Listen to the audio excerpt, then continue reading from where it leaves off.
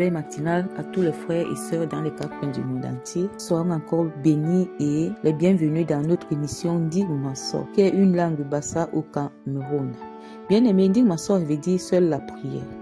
Quand nous regardons tout ce qui s'était passé depuis jusqu'à présent et tout ce qui se passera, seule la prière est le moteur du déclenchement de toutes choses selon le plan de Dieu pour notre vie.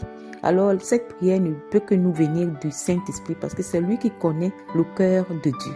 Et nous voulons nous retrouver dans le cœur de Dieu pour que la volonté de Dieu soit accomplie dans notre vie au nom de Dieu. Nous nous dirigeons dans Ésaïe 60. Jérusalem restaurée. Jérusalem qui est restaurée, c'est toi, c'est moi.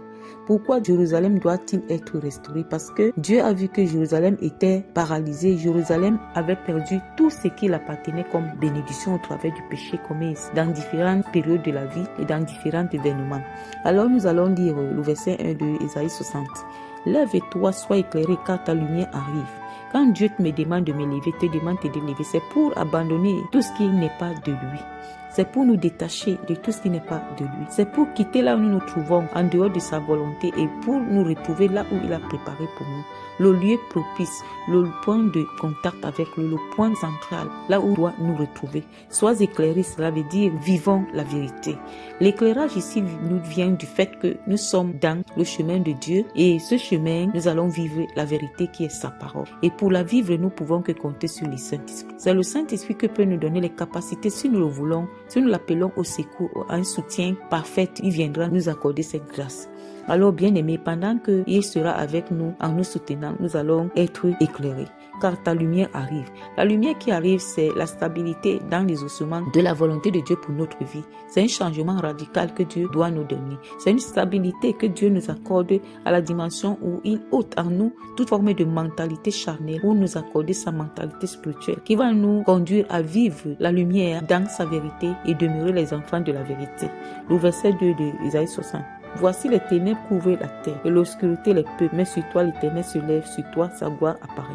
Cette ténèbre se trouvait dans le péché. Comme ce jour en Ninive, il y avait des hommes et des femmes qui étaient dans le péché et le Seigneur était en colère contre cette nation, particulièrement les hommes qui y vivaient.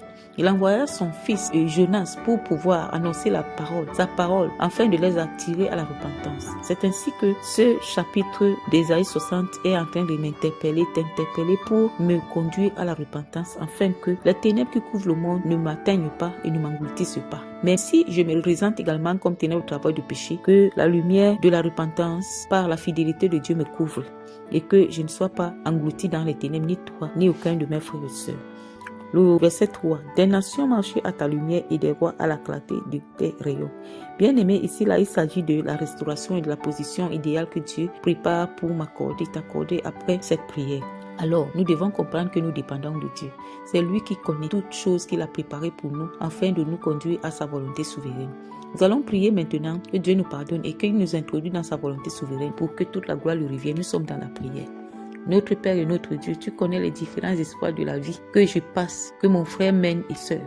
Nous bénissons ton nom parce que dans ce milieu des ténèbres, j'ai péché contre toi. Mon frère a péché, nous avons péché. Nous te demandons pardon. Dans tous les différents péchés que nous avons commis, que ce soit dans le cadre spirituel charnel, dans les paroles, l'orgueil, Seigneur, l'hypocrisie, le blasphème même et les doutes, la désobéissance en ta parole, nous avons négligé ton travail. Pardonne-moi, pardonne-nous.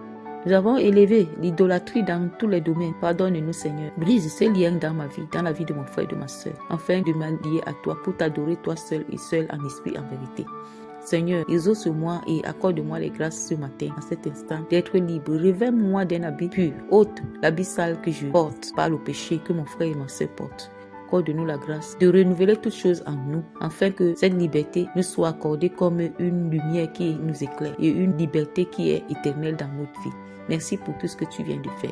Merci pour ce que tu feras. Reçois la gloire. Au nom de Jésus, ainsi soit-il. Amen. Donne-moi le feu de la prière. Allume le feu de la prière dans la vie de mon frère et de ma soeur, afin que tout ce qui se présente au devant de nous, nous demeurons dans la prière et que nous soyons véritablement les hommes et les femmes qui intercèdent non seulement pour nous, mais pour tous nos frères dans les 4 coins du monde entier. Que tu t'en sers de nous comme des instruments utiles pour toi, les vases d'honneur. Béni sois-tu parce que tu nous as exaucés.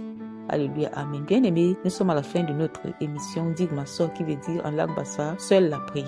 Et que l'Éternel, notre Père, continue à s'élever dans notre vie. Que la paix de Dieu nous accompagne. Alléluia, amen.